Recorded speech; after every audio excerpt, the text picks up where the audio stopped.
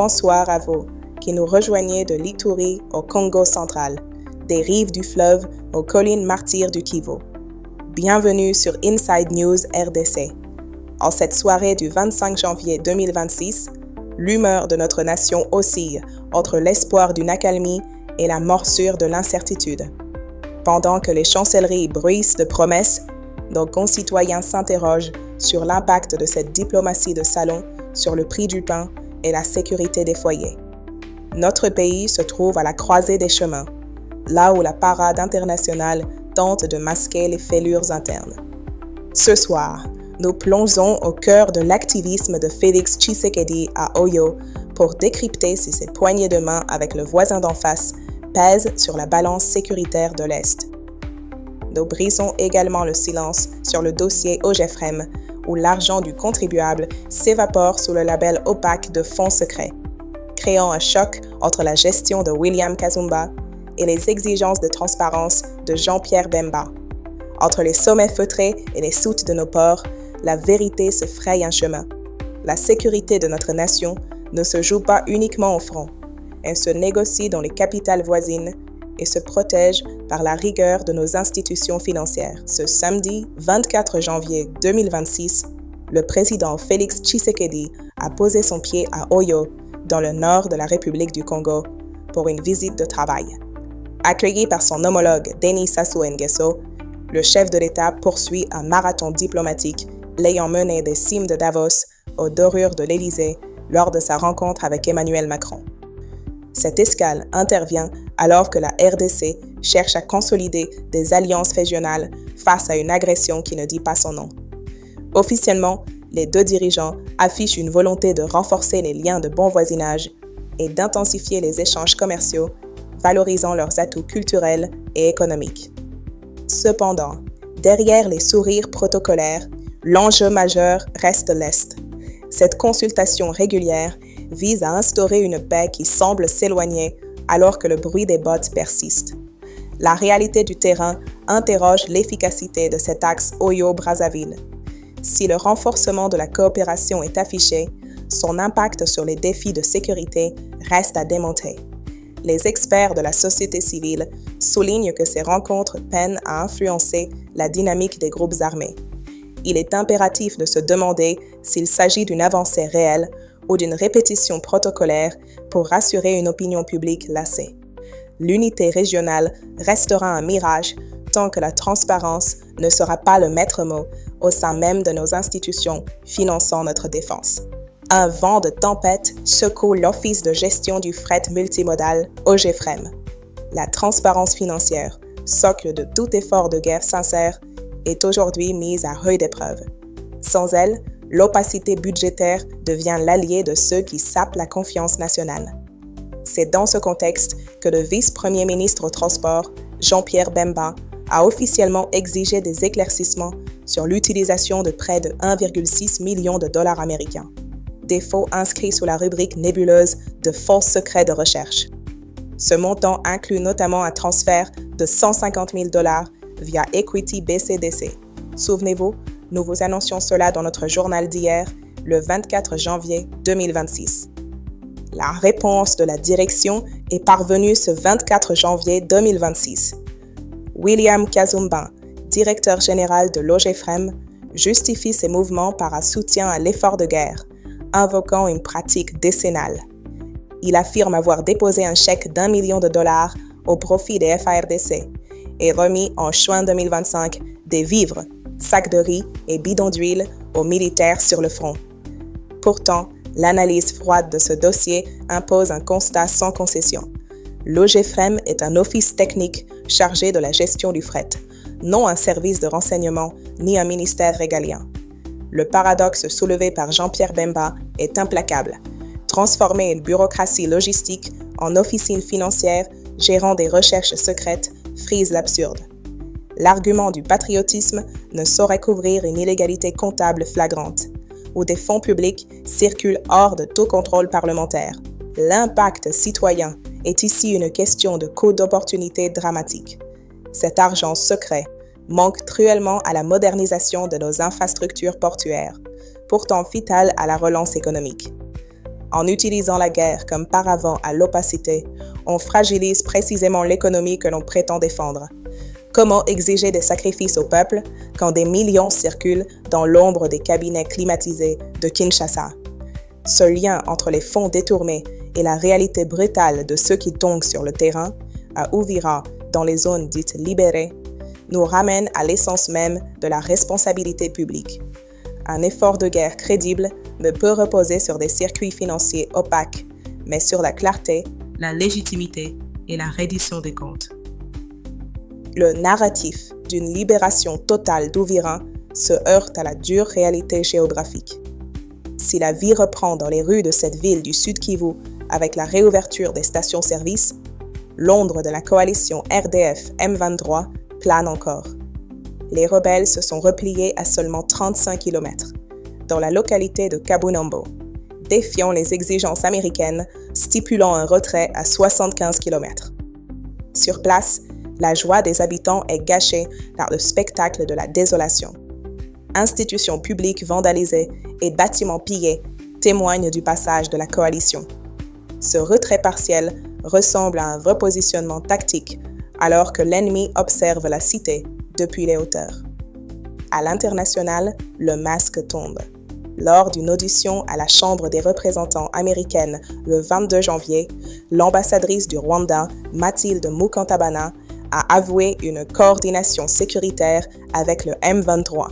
Cet aveu confirme une agression orchestrée se moquant des lignes rouges tracées à Washington. Combien de temps notre diplomatie se contentera-t-elle de promesses jamais tenues? La souveraineté de notre nation ne se négocie pas avec ceux qui occupent nos collines. L'instabilité sécuritaire continue de peser sur nos performances économiques, créant un contraste saisissant sur les marchés mondiaux. Le sous-sol de notre nation affole les compteurs mondiaux. Le cobalt a atteint 56 290 $ la tonne, affichant une hausse de 131% en glissement annuel. Le cuivre suit cette cadence, avec une augmentation de 38%. Cette dynamique est portée par une offre contrainte, le gouvernement ayant imposé des quotas d'exportation depuis octobre 2025 pour valoriser nos gisements. Dans ce contexte, Ivanhoe Mines consolide son emprise. Sa nouvelle fonderie, fruit d'un investissement de 1,1 milliard de dollars, produit des anodes de cuivre pur à 99,7% au rythme de 500 tonnes par jour. Cette transformation locale réduit les coûts logistiques et augmente la valeur ajoutée au cœur de notre économie. Mais cette richesse minière ne suffit pas à rassurer les marchés. Le ministre des Finances, Dodo Fwamba, a réduit l'objectif de l'émission d'eurobonds de 1,5 milliard à 750 millions de dollars. Malgré une croissance de 5% saluée par le FMI, notre nation subit une prime de risque élevée liée à l'insécurité. C'est le paradoxe congolais. Nous possédons les minerais du futur, mais l'instabilité de l'Est bride notre capacité d'emprunt. L'abondance de nos mines ne parvient pas à financer sereinement notre développement, car l'argent qui devrait bâtir nos écoles sert à éteindre les incendies allumés par nos voisins. De l'économie de haut vol à l'organisation de notre territoire, le gouvernement tente de structurer le développement de nos provinces.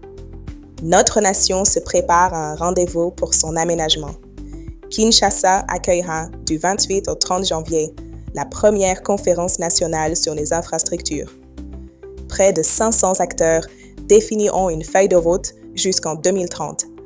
Pendant ce temps, l'effervescence gagne le Kasaï central. À Kananga, les autorités mobilisent la population pour l'arrivée de Félix Tshisekedi ce lundi 26 janvier.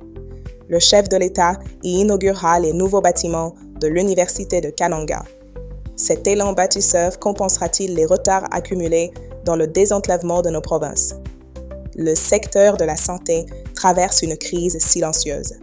La Commission Aménagement du territoire et environnement a révélé qu'à Kinshasa, plus de 3 tonnes de médicaments périmés s'entassent dans les entrepôts. Ces produits toxiques pourrissent dans des coins humides Bokito, faute de moyens pour leur destruction sécurisée. L'absence de budget pour un seul incinérateur menace de transformer nos lieux de soins en source de contamination. Comment tolérer que la sécurité pharmaceutique soit sacrifiée sur l'autel de l'impécuniosité administrative? Cette faillite financière symbolisée par la réduction des eurobonds, condamne nos malades à côtoyer des poisons officiels. Une page se tourne dans nos casernes. Le gouvernement a adopté une réforme permettant de juger des hauts gradés par des pairs de grade inférieurs. Cette innovation vise à briser l'impunité, comme dans le dossier opposant l'auditeur général, le lieutenant général Jean-Lucien Likoulia, 3 étoiles, au général d'armée Christian Chiwewe, 4 étoiles, ou encore le cas John Numbi. La justice militaire s'adapte enfin aux réalités d'une armée en mutation. Mais cette souplesse garantira-t-elle l'équité des procès sous les verrous de la raison d'État? Un acte criminel a frappé le Haut-Katanga. La ligne haute tension Tanda-Karavia de la SNEL a été la cible d'un sabotage. Des individus ont creusé au pied du pylône 261 pour dérober les piquets de terre en cuivre. Ce vandalisme fragilise l'approvisionnement des entreprises minières et plonge les ménages dans l'obscurité pour un profit dérisoire. Quand cesserons-nous de saboter notre développement pour quelques kilos de métal? Sur le terrain sportif, les Aigles du Congo confortent leur leadership après une victoire d'1-0 face à l'AC Rangers. Dans le même temps, le duel entre géants de la capitale s'est soldé par un partage. Le FC Renaissance a accroché l'ASV Club sur le score d'1-partout. Si V-Club conserve sa 2e place, ce nul freine ses ambitions, montrant que dans notre football national, rien n'est acquis d'avance. L'armée intensifie l'opération Gemba à la périphérie de Kinshasa contre les miliciens Mobondo. Les forces loyalistes traquent les insurgés réfractaires dans les zones rurales touchées par des violences intercommunautaires. Ce déploiement vise à sécuriser les accès à la capitale et à protéger les agriculteurs. L'autorité de l'État tente de reprendre ses droits là où la milice a semé la terreur. À Lubumbashi, l'outil de production est la cible de criminels. La ligne électrique Tanda-Karavia de la SNEL a subi un sabotage sur le pylône 261. Des individus ont creusé à la base de l'infrastructure pour voler les piquets de terre en cuivre, risquant de provoquer un effondrement et de paralyser l'industrie minière. Enfin, le Nord Kivu subit un isolement numérique étouffant. Depuis une semaine, les pannes de téléphonie mobile à Walikale et Masisi, causées par des dégâts climatiques sur des équipements satellites à Maluku, paralysent totalement les transactions par mobile money. Dans une région sans banque, c'est toute une économie de survie qui se retrouve asphyxiée. Ce journal a navigué entre les salons d'Oyo et les soutes de Logefrem, où l'argent public se perd dans l'opacité. Nous avons vu le mirage du retrait rebelle à Uvira, alors que nos mines de cobalt et de cuivre atteignent des sommets historiques sans lever les doutes des investisseurs. Notre nation est un géant qui tente de se redresser, freiné par des pratiques de gestion d'un autre âge et une agression extérieure orchestrée. En ce soir, partageons cette pensée. La responsabilité patriotique ne se décrète pas dans les discours. Elle se vérifie dans la gestion vigoureuse de chaque franc du contribuable et dans la défense intransigeante de notre terre. Nous avons le devoir de protéger notre avenir commun. Pour aller plus loin, je vous invite à visionner notre dossier « L'accord de Washington et la stratégie de pillage organisé » sur notre chaîne YouTube. Ce document éclaire les mécanismes liés en diplomatie et exploitation de nos ressources. Que la paix habite nos provinces et que la bénédiction divine accompagne chaque fils et chaque fille de notre nation. C'était Ilunga pour Inside News RDC. Je vous donne rendez-vous pour le week-end prochain. Bonne continuation.